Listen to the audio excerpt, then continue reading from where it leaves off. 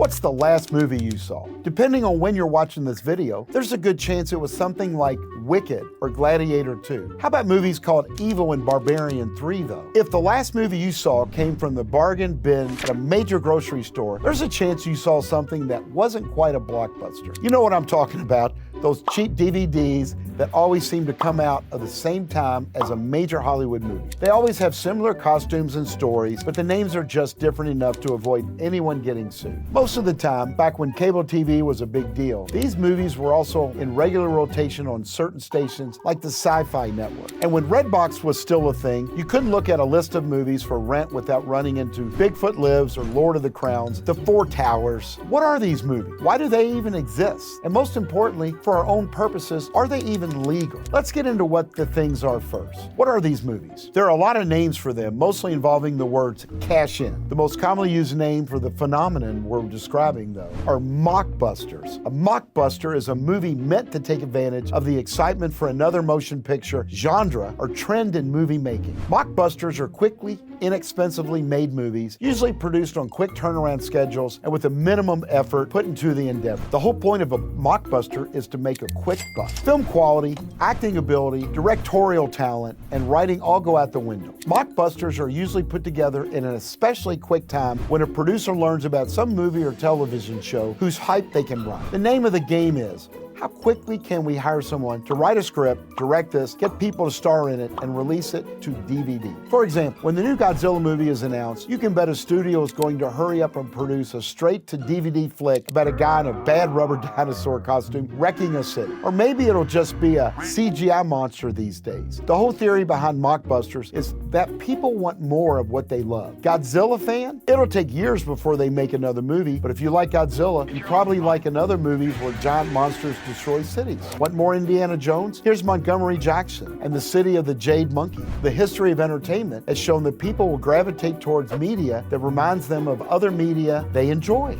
This is the whole principle behind extended universes and why they've been gaining so much popularity over the past 20 years. A few decades ago, Marvel would produce an Iron Man movie, then waited a few years to work on a sequel. In the meantime, other studios would work on mockbusters and other related superhero media. In Marvel's eyes, that all represented potential lost money. So now, studios don't wait for other studios to produce cash-in material. They do it themselves. That is why we have an Iron Man movie, then a spin-off TV show, then a movie where Doctor Strange teams up with Iron Man's sidekick, and it's all to feed the desire for more creative material set in this universe. It's taken studios almost 100 years to figure this out, though. And prior to the age of the extended universe, you had the mockbuster. Mockbusters are as old as the movies themselves. Going back to the Wild West days of studios in the 1920s and 30s, movie companies were constantly churning out new, inexpensive B pictures to take advantage of trends. When the mockbuster really went into high gear was in the post-World War II era, though. Drive-in movies were already inexpensive and broadly appealing, so it is especially easy to make mockbuster cash-ins on the latest hot rod or surfer movie. In some cases, the mockbuster wasn't even necessarily a converted effort to take advantage of another movie's success. Sometimes it was just a good timing. Say your production company shot a pretty run-of-the-mill outer space movie. But what's this? You just found out they're releasing a new Star Wars movie next Christmas.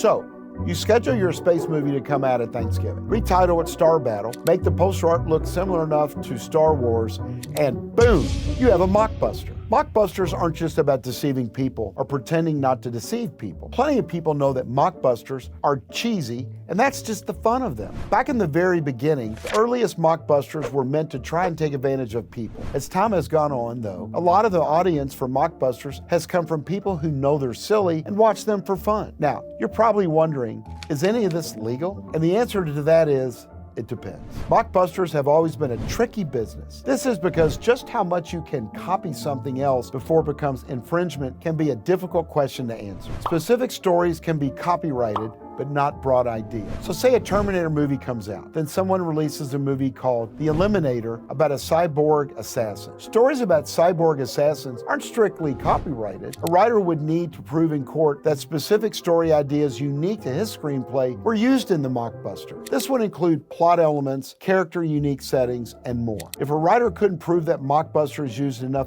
unique material, they could struggle to win their case. As strange as it may sound, a ripoff isn't necessarily copyright infringement. How far can you go may even depend on the judge in the case. One of the history's first major lawsuits involving a movie dealt with a mockbuster in fact. In 1922, director F.W. Moreau released his horror classic Nosferatu about an undead vampire bringing the plague to Regency-era Germany. Most people know by now that Nosferatu was heavily inspired by Bram Stoker's novel Dracula. Moreau did the 1920s equivalent of a find replace on a Dracula script. He changed Count Dracula to Count Orlok, Minna to Ellen, John to Thomas, and England to Germany. Other than the look of the vampire, the German setting, and some pretty minor plot details, the movie is pretty much just a Dracula adaptation. Moreau argued that changing the names and character elements was enough for Nosferatu to qualify as a mockbuster, not copyright infringement. The courts didn't see it that way though. Bram Stoker's widow took Moreau to court and won. The court ruled that simply changing names but no other elements was not enough to make Nosferatu a unique work. That unique is the hitch of the mockbuster. You can be inspired by something else. You may even be trying to make money off something else, but the ideas have to be your own. You also can't try to make money via deception. Many mockbusters use silly parody titles, but those titles are always clearly parodies. Atlantic Rim instead of Pacific Rim, Robot Cop versus RoboCop. Everyone knows these are not really the movies they're making fun of. If the title and artwork are too similar though, a court could rule that a studio is engaging in an actual effort to defraud consumers. This is called intent to deceive. In 2012, Disney took legal action against the UK-based Bright Spark Productions, who had been putting out cartoons with titles like Braver, Tangled Up, and best of all, Little Cars. Bright Spark's fonts, animations, and plot summaries were all designed to be as close to Disney titles as possible. A judge ruled that this was an intent to deceive parents and children into thinking these movies are associated with Disney. By the time families got movies home, it would theoretically be too late to return them due to copyright laws. Even worse, none of these movies had even been produced as mockbusters. Bright Spark simply found material that was similar enough to justify new names. For example, Tangled Up was originally made in the 1990s as Britannica's fairy tales from around the world. In November 2012, UK judges ruled in favor of Disney and ordered Bright Spark to recall and destroy all of their mockbuster DVDs. They were additionally ordered to pay Disney £5,000. Overall, the entire lawsuit cost Bright Spark £70,000. In addition to intent to deceive, the makers of a mockbuster can't use copyrighted names, titles, characters, or concepts. That's the problem the Asylum Studios ran into between 2012 and 2013. 2012 was a bad time for mockbusters. The Asylum are the king of the mockbusters. If you've ever seen a cheesy cash-in movie or remember VHS boxes with really bad CGI art, you know who we're talking about. The Snakes on a Train people, The Da Vinci Treasure, Sharknado. The Asylum has made a fortune for decades now off mockbusters. They learned an important lesson about copyright in 2013 though. That's because in late 2012 they released Age of the Hobbits in an effort to capitalize on the release of The Hobbit, An Unexpected Journey. Like Disney taking Bright Spark to court, Warner Brothers wasn't going to take this one sitting down. While Warner's had ignored previous Asylum releases, they had a case this time. Unlike dwarfs, elves, or trolls, hobbits are unique creatures invented by J.R.R. Tolkien for his Lord of the Rings universe. By using the name Hobbit in the title of a movie, the Asylum was engaged in straight-up copyright infringement. Asylum attorneys tried to argue that the Lord of the Rings series is so popular that Hobbit has entered the popular lexicon, but a court ruled hobbits still belong to the Tolkien estate.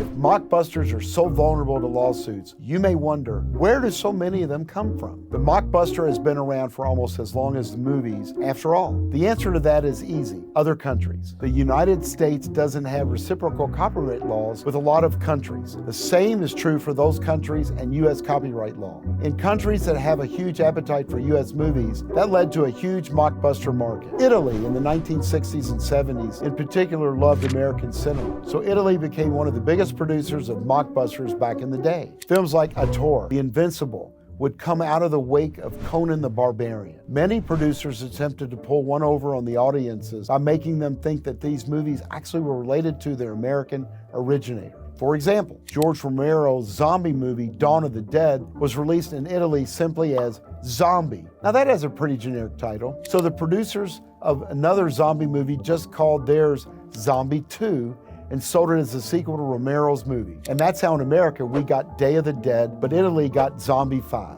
The Killing Bird. Were American film studios really going to try and take producers to court in another country where they didn't even speak the language and where they probably couldn't even collect on any winnings? No, they were not. So, it is today that many of these 1970 European mockbusters have survived as cult items. In fact, many episodes of the classic TV series Mystery Science Theater 3000 made fun of iconic European mockbusters. The lesson is, nothing beats the real deal. If you want to enjoy a piece of art, appreciate the real thing and the work those creators put into it, and not something cheap and phony. Always respect copyright work and don't try to pirate or copy someone else's ideas. If you do find yourself in need of a representation for copyright claims, to be sure to hire an attorney who specializes in copyright law. However, if you ever find yourself in a personal injury situation, don't hesitate to contact Darryl Isaacs, the Kentucky Hammer. Thanks for tuning in to Hammer's Law, and be sure to come back soon for more videos.